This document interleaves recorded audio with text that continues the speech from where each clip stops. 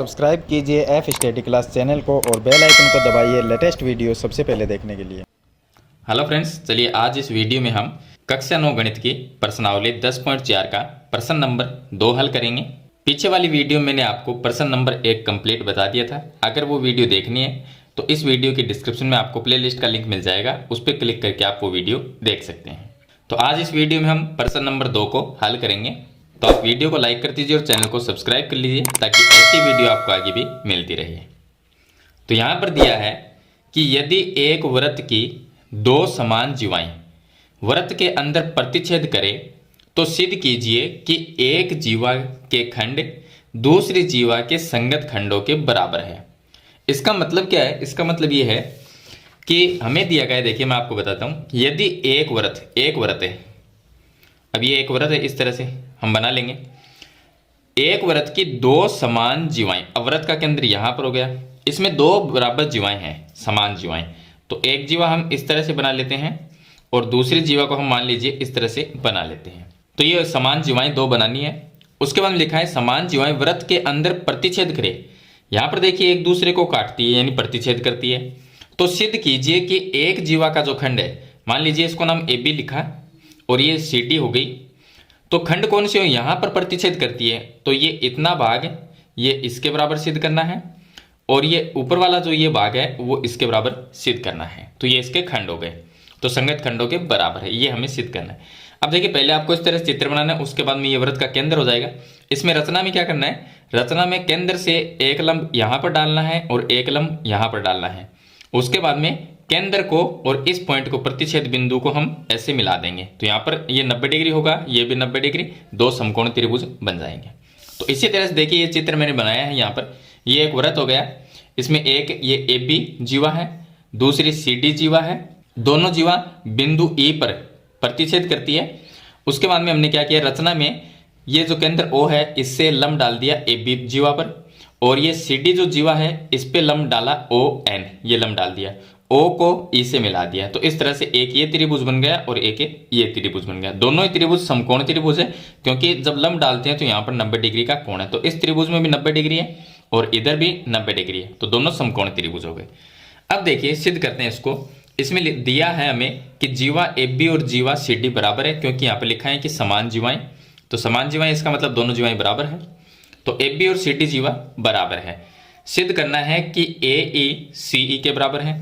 देखिए ये ए और ई ये बराबर करना है सी ई के, और बी ई बराबर डी ई। तो ये देखिए बी ई बराबर डी ई, इस तरह से हमें सिद्ध करना है।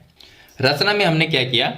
ओ एम लंब डाला ए बी जीवा पर, तो हम लिखेंगे कि ओ एम लंब है ए बी पर, तथा दूसरा ओ एन सी डी पर लंब है। तो यहां पर लिख देंगे ओ एन लंब है सी डी पर, तथा ओ को ई से मिलाया, तथा ओ को ई से मिलाया, ई से मिलाया। ये हम रचना में लिख देंगे। चलिए इसकी उत्पत्ति में देखिए। उत्पत्ति में यहां पर देखिए दो समकोण त्रिभुज है वो लेते हैं। एक तो ओ एम ई, तो लिखेंगे समकोण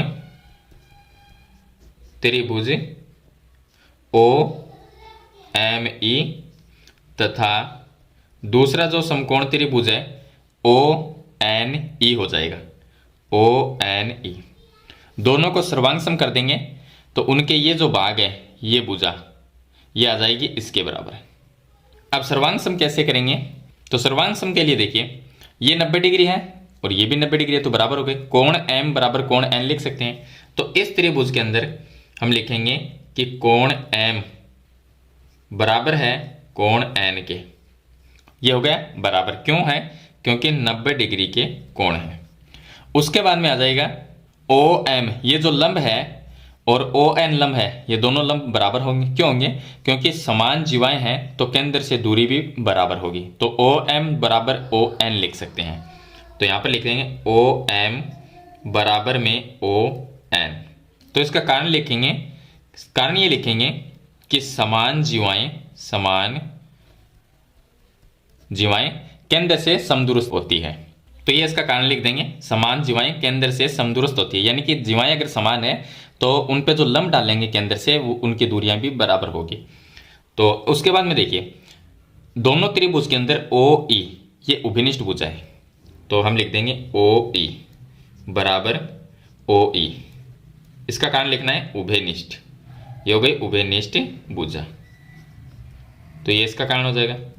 अब यहां पर नियम कौन सा लगेगा, नियम लगेगा आरएचएस नियम। क्यों लगेगा, क्योंकि आरएचएस नियम में देखिए ये कर्ण और ये 90 डिग्री और एक भुजा आ गई, तो आरएचएस नियम लगता है। समकोण त्रिभुज में एक कर्ण आ जाए और 90 डिग्री का कोण आ जाए और एक भुजा आ जाए, तो यहां पर नियम लगता है आरएचएस का।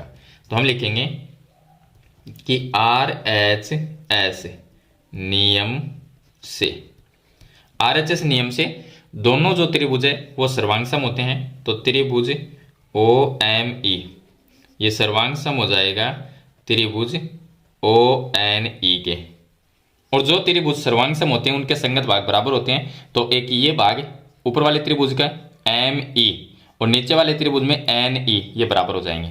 तो हम लिखेंगे कि एम ई बराबर हो जाएगा एन ई, ये बराबर by C P C T से, तो ये हो गए बराबर। चलिए आगे हल करते हैं।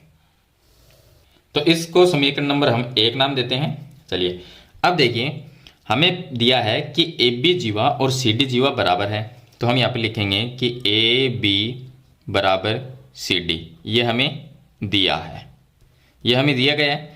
अगर हम ए बी का आधा कर दें, देखिए हम एक चीज़ ये जानते हैं कि जो भी जीवा होती है उस पर अगर केंद्र से लंब डालें तो वो लंब क्या करेगा, जीवा का समद्विभाग करेगा, यानी कि जीवा को आधा आधा बांट देगा। तो ए बी जीवा और सी डी जीवा अगर बराबर है तो इनके आधे आधे भाग भी बराबर होंगे। तो ए बी का आधा यानी कि 1/2 ए बी, 1/2 ए बी, और सी डी का आधा 1/2 सी डी, दोनों के आधे आधे भाग क्या होंगे। देखिए लंब यहाँ पर डाला है हमने, तो ऊपर वाला भाग ए एम और नीचे वाला भाग एम बी, ये दोनों बराबर होंगे, लेकिन हम क्या लिखेंगे, ए एम लिखेंगे क्योंकि ये काम में आएगा। तो ए बी का आधा भाग हम ऊपर वाला ये लिखेंगे, और ये सी डी जो जीवा है इसका आधा भाग हम सी एन लिखेंगे। तो ए बी का आधा हो गया ए एम, तो ये ए एम बराबर, और सी डी जो जीवा है उसका आधा भाग लिखेंगे सी एन, तो ये आ गया सी एन। इसको हम नाम देते हैं समीकरण नंबर 2। अब हम समीकरण 1 और 2 को जोड़ देंगे। क्यों जोड़ेंगे, क्योंकि ये ए एम, ये जो ए एम है इसके अंदर समीकरण नंबर 1 से एम ई ये प्लस होगा, यानी कि एम ई ये भाग, एक ये भाग और ए ये भाग प्लस होगा, तो कितना बड़ा बनेगा, ए ई इतना बनेगा। तो यहाँ पर हमें सीधी ये करना है ए ई, और सी ई कब आएगा, जब देखिए ये सी एन, ये सी एन, तो ये सी एन है, इसके अंदर एन ई, ये एन ई है, इन दोनों को प्लस कर देंगे तो ये सी ई बन जाएगा। तो इस तरह से हम समीकरण 1 और 2 को जोड़ के और सिद्ध करेंगे। तो समीकरण 1 और 2 को प्लस करने पर, तो मैं सीधा ही लिख देता हूँ समीकरण नंबर 1 प्लस समीकरण नंबर 2, इसका मतलब होता है कि 1 और 2 को जोड़ने पर ए एम और एम ई, तो ये आ गया A M plus M E, और बराबर सी एन, ये आ गया सी एन, इसमें प्लस कर देंगे एन ई, ये आ गया एन ई। तो A M plus M E ये तो हो गया ए एम भाग इतना, और नीचे वाला एम ई दोनों को जोड़ेंगे तो ए ई बनेगा, तो इसकी जगह हम ए ई लिख देंगे, बराबर सी एन में एन ई जोड़ेंगे, ये सी एन और एन ई दोनों को जोड़ देंगे तो सी ई बनेगा, तो ये आ गया सी ई। अब देखिए ए ई बराबर सी ई, ये सिद्ध करना था ए ई बराबर सी ई, तो ये हो गया सिद्ध, इति सिद्धम लिख देंगे यहाँ पर, इति सिद्धम। एक तो ये सिद्ध हो गया। चलिए इसको नाम दे देते हैं समीकरण नंबर 3। अब देखिए दूसरा भाग हमें सिद्ध ये करना है कि बीई बराबर डीई, तो बीई कौन सा, ये बीई, इसके बराबर कौन सा होगा, ये डीई। अब ये दोनों भाग कैसे सिद्ध करेंगे, तो इसके बराबर ये सिद्ध करना है। तो देखिए अगर ए बी जीवा पूरी में से, ए बी में से ए ई इतनी माइनस कर दें तो बी ई रहेगी, और सी डी जीवा में से सी ई को माइनस करते हैं तो डी ई रहेगी। अब हमारे पास में ए बी भी है और ए ई भी है, ए ई ये आ गया और ए बी हमें दी गई है। चलिए और सी डी जो जीवा है उसमें से सी ई माइनस कर देंगे तो सी ई ये रहा, ये माइनस कर देंगे तो ये आ जाएगा डी ई आ जाएगा। तो इस तरह से सिद्ध कर देंगे। चलिए अब यहां पर हम लिखते हैं, अब हमें दिया गया है कि ए बी जीवा बराबर है सी डी जीवा, ये हमें दिया है। फिर से एक बार लिख लेते हैं, ये हमें दिया गया है। ए बी माइनस ए ई करेंगे तो यहां पर मैं लिख देता हूं ए बी माइनस ए ई, और बराबर में सी डी में से माइनस कर देंगे सी ई, तो ये सी डी माइनस सी ई।